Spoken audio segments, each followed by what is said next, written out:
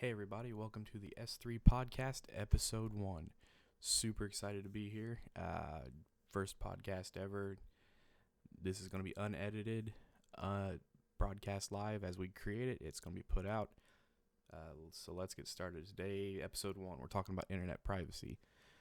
So first we need to define internet privacy. What is internet privacy? Internet privacy involves the right or mandate of personal privacy concerning the storing, repurposing, provisioning to third parties, and display of personal information pertaining to yourself on the internet.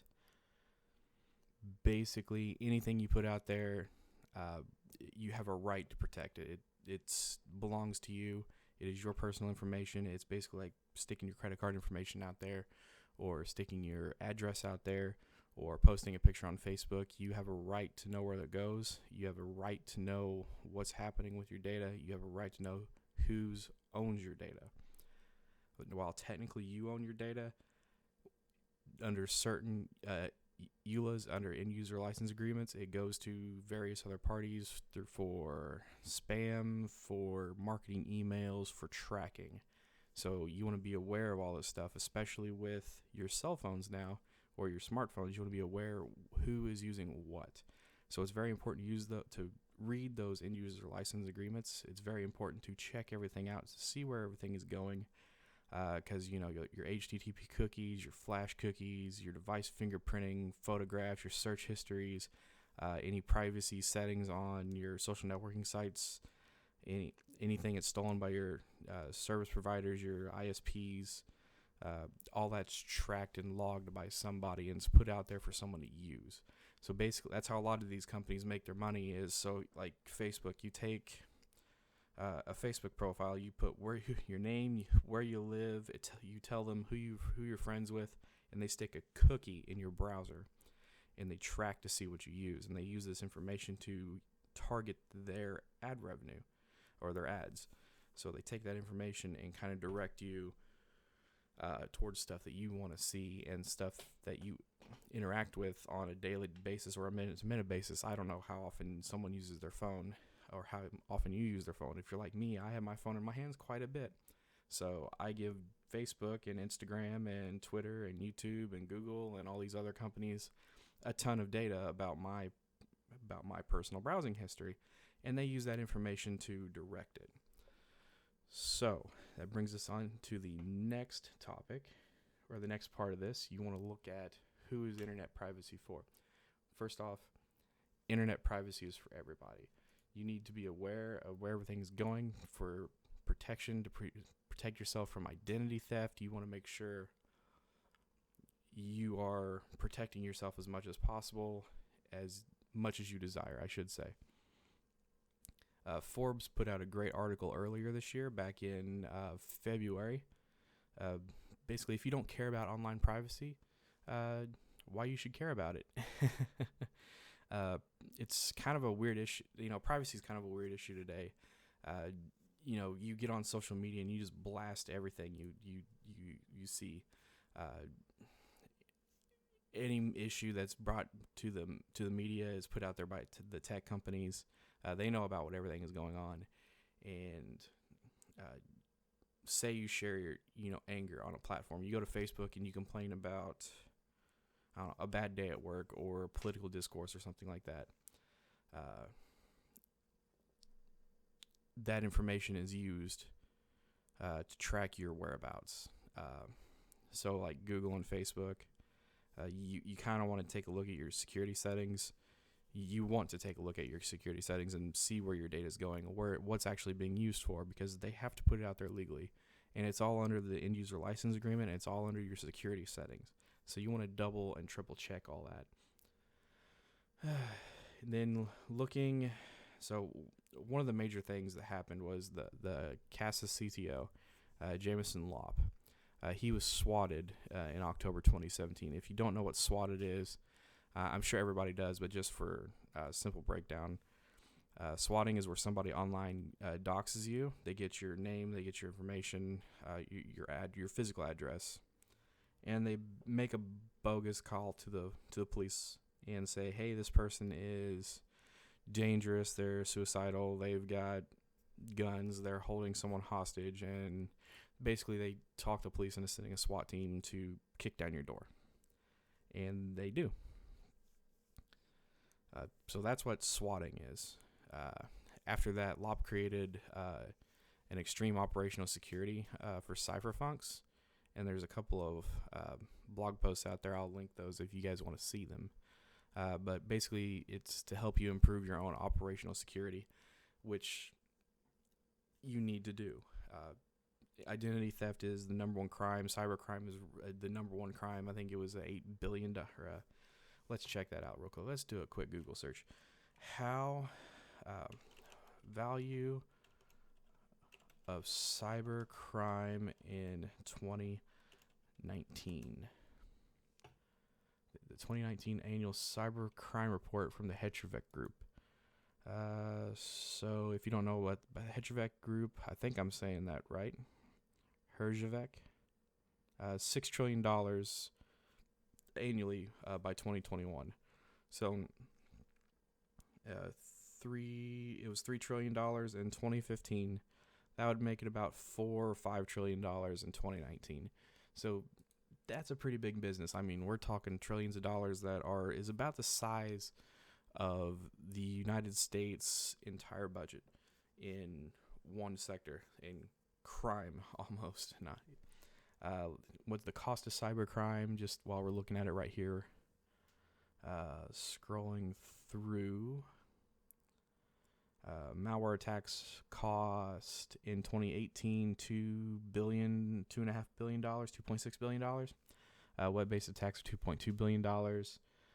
Looks like denial of service attacks cost $1.7 million. Malicious insiders, which are employees, people breaking in, things like that, $1.6 million. Phishing and social engineering cost $1.4 million.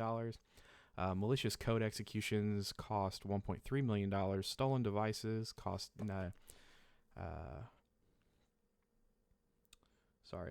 lost that. Stolen devices cost $9 million. And ransomware $645 million, and botnets cost $390 million. I think that's right. So everything is up across the board.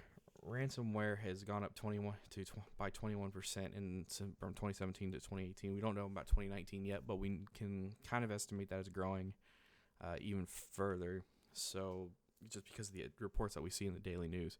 So I'm sure ransomware is up about 50% from when it was in 2017, maybe even more. I would say it probably costs couple $1 billion a year. Let's just check that out. Ransomware. Let's do cost of ransomware. Google search that 2019. Cost $11.5 billion in 2019, or estimated global cost. That was in July of 2019. So an estimated $11.5 billion in damage in July of 2019 for the year of 2019. So that's what we're looking at. So this is a big deal. This is something that everybody needs to be aware about and proactively acting on. So who's it for? For everybody. Why does it matter? Because it's your personal data. Someone can come in and steal your information and sell it. And not just sell it once. They're not going to sell it to one person. They'll post it on the dark web, on a dox site. They'll throw it out there for everybody to see. And they'll sell you for $5. So you're not worth that much to the hackers. You're not worth that much to the people that are stealing your information. So, but you are worth a hell of a lot of money to yourself. It's estimated.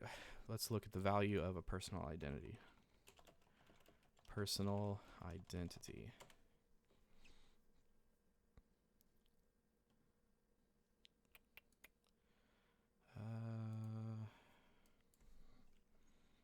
How much does it cost to recover identity theft? So, of course, there's the average person. It costs over $600 to recover. So in 2017, 17 million Americans suffered identity theft. Most likely, all this was caused by internet theft. I'd say probably $15 million or 15 million identities were stolen on the internet. And most likely all of them were dealt with. Average time spent dealing with your identity theft is 200 hours. You could be possibly arrested. Your credit scores will take a loss. Your monetary loss, you could lose 40% of your value, 40% of your all your savings, retirement. They could ring up your credit card debt, and not to mention like it's going to take a toll on you and your family. So it's very important. You need to protect yourself. That's why this all matters. That's why there's such a big industry about it, around this whole idea. If you have suffered identity theft, I'd recommend LifeLock. Get LifeLock, get them set up, go through it. It's a great program. I've recommended several of my customers take it and introduce it. Excuse me. Several of my customers have used LifeLock. It's helped them recover and protected them from ongoing. Apparently, talking for 10 minutes makes me sneeze. But anyway, that's why privacy matters. When and where you should be concerned about it. You should really be doing this anytime you're on the net. Anytime you post something online, anytime you post something anywhere, you should really be concerned about this. So if you're not, you could suffer from identity theft. You could lose your business. Someone could steal your checks. Someone could maliciously target you for sex trafficking. Someone could do all these things, and you're putting this information out there on the internet. It makes intelligence operations for illegal activities so much easier. So if someone sees you at the supermarket and they can get your first name, they know you live in this town, and all you got to do is search your first name on Facebook. They can find you. This is especially true for the ladies and younger kids. If they find you online, they can find you in real life. So be careful about what you put out there. I'd recommend not putting your hometown on Facebook. I limit everything as much as possible. I'm not saying don't use it. I'm saying be smart about it. So when and where should you be concerned about your internet privacy? Obviously on the internet, social media. You don't want to sell your data. You want to make sure everything has been you're not being attacked on the dark web. You want to make sure you're not being doxxed by somebody you think is a friend. Now, quite frankly, there are people who out there that entire businesses revolve around selling this data. That's part of the reason there's people stealing this data.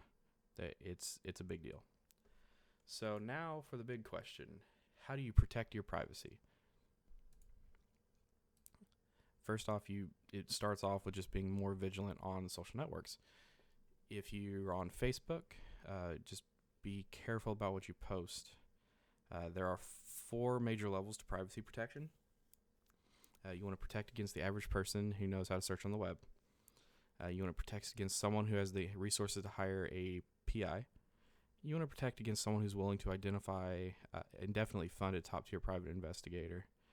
And you want to protect against agents of nation-states with nearly unlimited funds.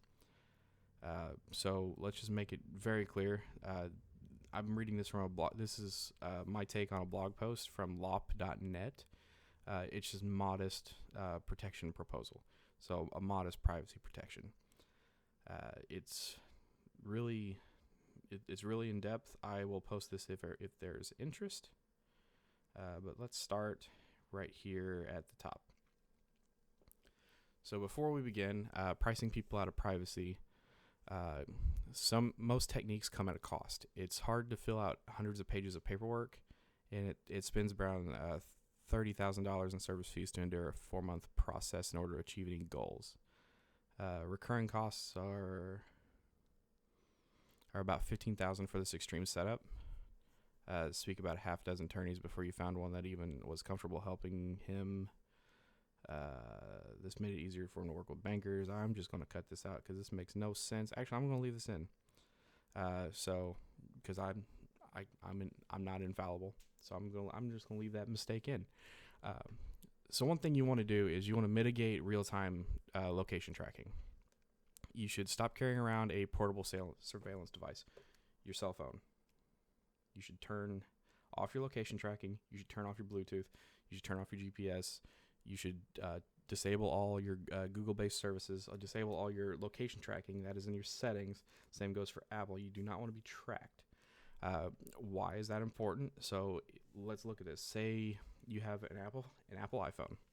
You have Facebook installed. You have Apple Maps. You have your GPS and your Bluetooth turned on. So your Facebook profile is tied in with your iPhone profile, so with your iTunes profile, and your GPS is turned on. So Facebook is tracking where you go. It's sharing that information with Apple. It knows what's in your Apple library. It knows what you browse on the internet, on Facebook, on your desktop laptops, and on your phone. It knows what through those cookies. It knows what you see on Amazon. It knows where you're going in real life. So if you go to the mall and you check in on Facebook and say, "Oh, I'm at Yankee Candle," your ads will start being served to say, "You're here, you're here, you're here. You like these things," and not only that, it'll start tracking all that information. So through that, over time, it'll build up a history. So Facebook is like a really good private investigator, except for you're willingly doing this on your phone. So you're telling these people where you go, what you buy, what you do. It's like a really good private investigator that's just tracking you at all points in time, except for you're doing it to yourself. Okay? So, big deal. Turn that off. You don't want to use it. Just go through your settings, disable all location-based services, and everything will be okay. I'm not saying don't use Google Maps. You can use Google Maps. Just make sure you be reasonable about it. Turn it on, turn it off. Don't put your home information. Don't put your work information. Don't save those addresses in your phone, but in your location list. Once again, common sense. Everybody's implementation is going to be different. How you want to do it is going to be different. So it's mainly just be careful about it. Be aware. Be careful. So the next step on top of that is protecting your phone. Once again, we're talking about cell phones. These are tracking devices. We tell everybody where we're going, who we're with, what we're buying, because I'm sure everybody shops on Amazon on their phone. I'm sure everybody, some people are using Apple Pay, some people are using Android Pay, Samsung Pay, Google Pay, whatever, and it's all tied together. You can buy this information from Facebook. Facebook uses their own advertising algorithm to track everything. Google uses their own algorithm to send third-party ads, so they're selling your information to advertisers. All this information is getting out there and spread around. So if someone was smart and they really wanted to track what you're doing, they could put everything together, and you have told them where you go, who you hang out with, what you buy, when you go out. This is another big deal when you're with your smart homes. If you have all that linked to your cell phone, and say you have a Nest thermometer, a Philips Hue lights, exterior lighting, interior lighting, and before you know it, if you have things that your phone automatically connects to your home network and this light turns on, it could be estimated. Someone could extrapolate, say this person leaves their house at this time, they come home at this time. There's no one in the house at this time because these lights are off. The Nest is turned off, turned down in the winter, so this time, nobody's home during this time. You're basically doing private investigators and thieves' works for them. So if someone gets a hold of this information, they know when and where you go, at what times, who you go with, everything. They know everything about you. So be careful on your social networks. Be careful on the internet. You want to make sure everything is kind of handled. So if you want to go just completely over the top and insane, for maximum privacy on your phone, you should only use prepaid phone services. So like AT&T Go, TrackPhone, what's the Walmart one? That's $45. I'll think of it in a minute. Use those. Every cell phone tower or every cell phone provider knows your location. because because of the way the cell phone signals work. They ping off the towers, and there's always 3 towers, and you're in the center of one. Through triangulation, they know your exact location, probably within about 25 feet. Well, realistically, within 25 feet. It's not hard, but that information is resold, and they can use that against you. They can be used against you. It can be sold. Blah blah blah. Now, on top of protecting your person and your information, you got to protect your residence. So you want to protect your home. In the U.S., there's a few states with super strong privacy protections. New Mexico, Nevada, Wyoming. There are some legal differences in there. If you're in one of those 3, there's a privacy protection setup called the Ultra Asset Protection Package from various services. You might want to check that out if you're interested in going that far. But that's just another deal. All right. So now we want to talk about protecting your desktop and your phone, of course, of your desktop and your phone. You want to use antivirus software, a good antivirus software. You don't want to stick with McAfee. McAfee's kind of a joke. If you're more of an advanced user, you're more comfortable with advanced settings, I would say Malwarebytes is pretty good. Bitdefender's the best out there. If you have any questions on this, feel free to text me. My number is available on my Instagram page and will be available on the website when I get the website going, which by the time you hear this podcast, it should be live. I answer all emails, phone, text messages, DMs, PMs, whatever you call them, all the above. So feel free. Ask me a question. I get back to you. Number whatever. Protect against identity theft. LifeLock. Just beware of what information you're putting out there. If you're wanting to protect, go a little over above, get a identity protection service. Number 3, you want to optimize your passwords. Optimize your passwords. Passwords shouldn't even be passwords anymore. There are 2 things you want to do. You want to use multi-factor authentication, which is either an app on your phone, like Google. I don't even remember what it's called. Microsoft has an authenticator app. Amazon has an authenticator app. Google has an authenticator app. Use an authenticator app. You can set up your accounts on there, and it works great. For passwords, use a passphrase. It should be a full sentence. I love Dale Earnhardt 3 period or exclamation mark. I don't care. It should be a sentence. That makes things harder for them to guess, easier for you to remember, and it's always long enough to meet all requirements. Always go above and beyond. Use a passphrase. Use a full sentence. There's no point in having like password 1234, which surprisingly is still out there. People still use that to this day. I don't know, man. Some people are just stuck in the 90s on their old mainframe passwords, which don't even exist anymore. Just passphrases. I'm going to look directly into the camera and say this again. Use a passphrase. It should be 16 characters long, uppercase, lowercase, and try to work a number in there. My daughter is just turned 4! Exclamation point. I don't like, just an example. Make it simple, make it easy to remember, but also make it hard to brute force and guess. That should be it. That should be all that needs to be said there. Make it difficult, make it long, make it hard to guess. All right, so at least on this list, the number 4, update your cookie settings. Cookies allow websites to gather information about browsing history, which is what we've been talking about. Facebook does this, Google does this, Apple does this. I'm sure any of the online marketers do this. You can do this through Facebook. Facebook has their own platform for you to stick a cookie on your website and track what your users, people that use your stuff, see. It's easy, like, and they make it super easy. So everybody is doing this. So please update your cookie settings, because people will be able to track and watch your data and analyze your behavior. Not only that, you can make money off of these cookies.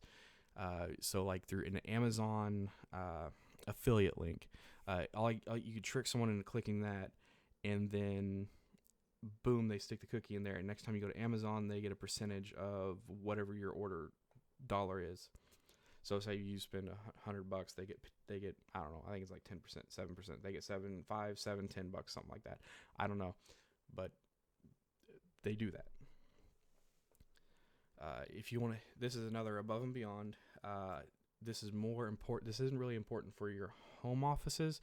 I would say this is more important for a public. So like if you work from a Starbucks, or you're in an airport, or you're in a hotel, using a VPN.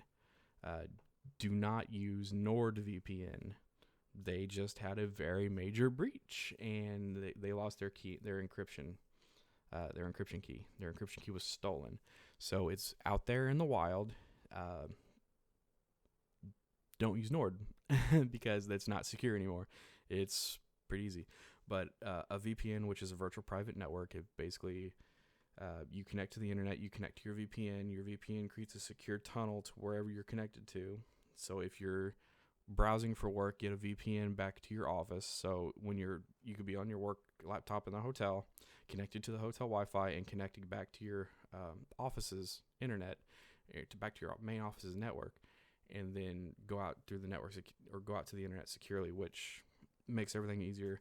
That's how you can do country hopping with Netflix. So like if you wanted to watch a show that's only available in Britain, like on the BBC website, you can get a VPN to London and use that there.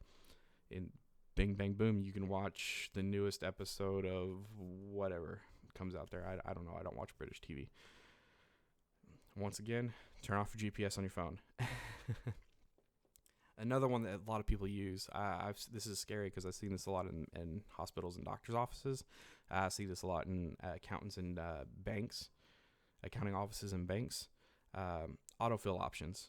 Once again, people have very complex passwords that are 12 characters long of hashed nonsense. They used an online creator to create the password, and they can't remember it, so they use this autofill. Or maybe you use this autofill and it's your basic password that you use every day just for simple convenience. But that information is stored in the browser, and if you're using Windows, it's stored in a key file in Windows that's encrypted, quote unquote, that that could be stolen. That if someone knows what they're doing, I think just a little piece of malware can get in there and steal your credentials. It would really not be that hard to do. So deactivate the data fill. Don't save your passwords. Use a passphrase. Use a passphrase. Do not save that. Use a passphrase. Do not save your information in a cookie or a credentials manager.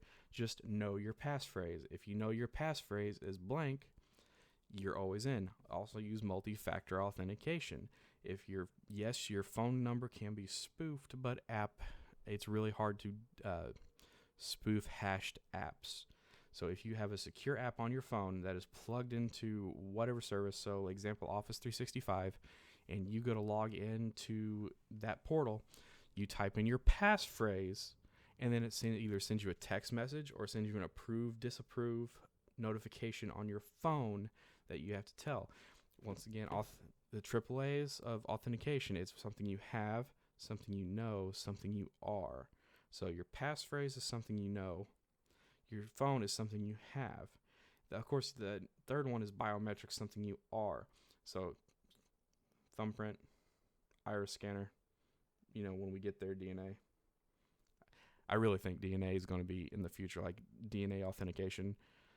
That's coming. I guarantee within the next 50 years, we'll have like lick your thumb and stick it down on like a thumbprint to get into your laptop at work or something. Oh, that'd be great. All right, so we're gonna push this out here. I know we've been talking for about 29 minutes now. We're gonna push just a little further. Talk about private browsing. This is another thing that you can do to secure your online habits. staying anonymous online. So if you're wanting to go really, really deep and you're wanting to, no one to know where you are, so you're masking your IP address and you're hiding what you're doing from your ISP, your internet service provider, or you want to scramble the data and send it out through multiple nodes to come back into your node. Tor, the onion router, it's gotten a kind of a bad rap because of the dark web and all the heinous stuff that goes on down there, but it is really good for securing an anonymity. There are a lot of nodes out there that you can route through that are basically FBI honeypots or law enforcement honeypots that capture data. That is another thing to be wary of when using it, which is why you always combine Tor with a VPN. Use Tor with a VPN. Okay, so if you're going to a hotel and you want to use Tor for extremely secure browsing, VPN into a VPN, connect to a VPN, and open up Tor. No one will see what you're doing. It'll be scrambled across the board because one is your traffic will be encapsulated back to whatever router that you're using, and two, it'll be routed in 10,000 billion, I don't know, however many nodes that you set up to go through. Like it'll go out in layers and it'll come back. So that's like the ultimate way to securely browse the internet. I don't recommend doing anything on the dark web or trying to do anything that's malicious. That just goes down a wrong hole super quick. No, don't do that.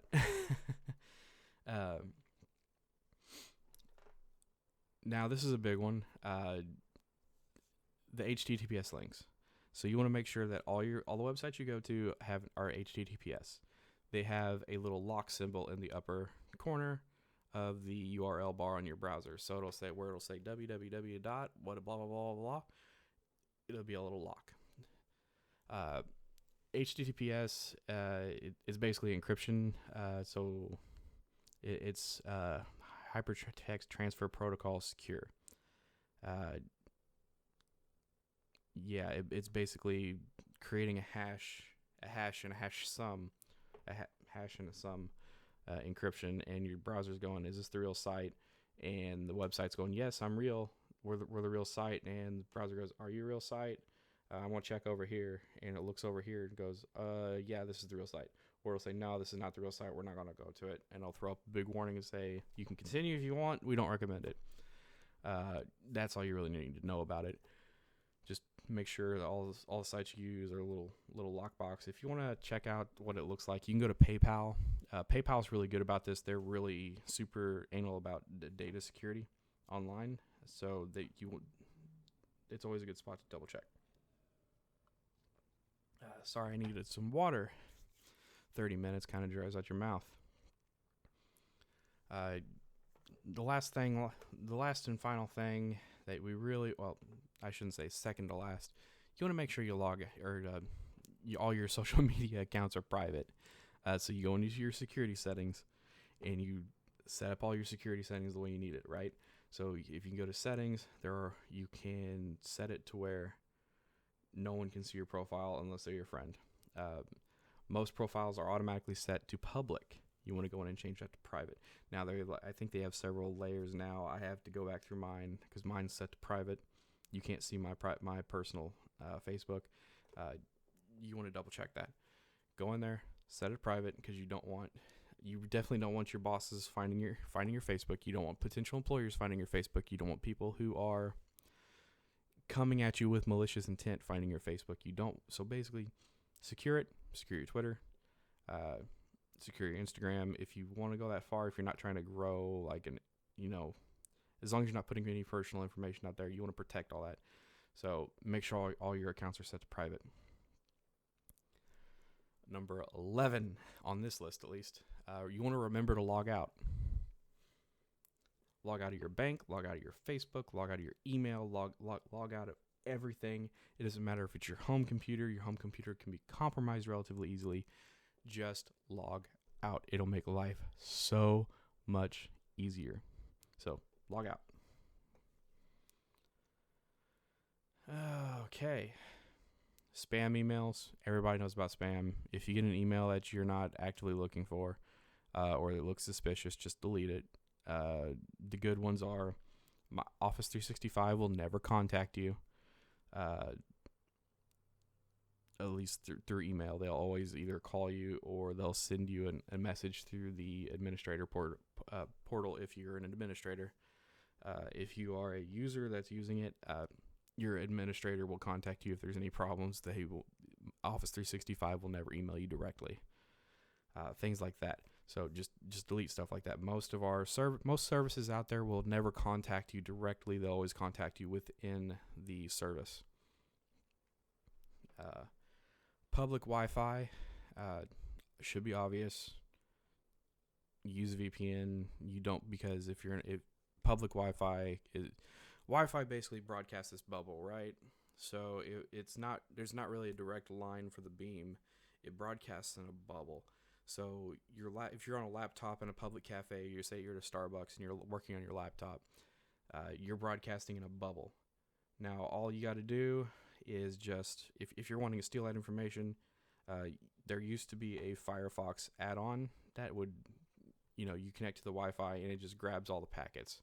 And because you're on the Wi-Fi, it knows the encryption key to unlock the packets. Therefore, if you're browsing Facebook or you're putting credit card information on Amazon, you can scrape all that information and you can decrypt it and see what it is in raw text, which is why you use a VPN. If you are in public and you are not on a trusted network, use a VPN. Use a VPN. Use a VPN. So, to recap, the major things you want to think about, if you're worried about your privacy in this day and age on the internet, you want to use a identity protection service, use passphrases and multi-factor authentication. Use a VPN anytime things are going weird or you're in a non-secure environment, and log out of everything. And finally, don't post personal information in a public forum on the internet. Okay? So that's all I've got for this time. Thanks for listening.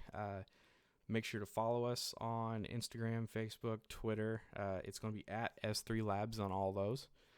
You can check us out on s3labs.org, where we'll be continuing to post these. You can find the audio podcast. You can find the YouTube videos. You can find all the direct links to all our social media there. Plus, we'll be doing some cool stuff in the future that I've got planned. So we'll see how that all works out. But we're just kind of getting things rolling here with this being episode 1 and all. Like, subscribe, follow. We'll see you on the other side. Episode 2 is coming up tomorrow. Well, no. Episode 1, 2, and 3 are going to be released all at the same time. So, episode 1 is talking about privacy. Episode 2 is endpoint security. We're going to go do a deep dive on endpoint security. In episode 3, ransomware. That's going to be a fun one. I can't wait. So, I'll see you guys on the flip side.